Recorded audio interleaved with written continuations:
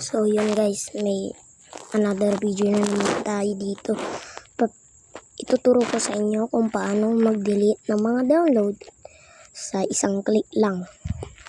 So bago tayo magsimula, don't forget to like and subscribe. Tara na! Punta tayo sa YouTube. Yan, punta tayo dito sa YouTube. And then, punta tayo dito sa aking account. And sa account nyo, punta tayo dito sa download. Dito. Settings. Yan. Kita nyo to. Delete all download. Delete na natin. And delete lang guys. Yan. And then, wala na kayong download. Pwede na ulit kayo mag-download kahit anong gusto nyo. Kasi naglalag ako guys, kaya ako yan dinili.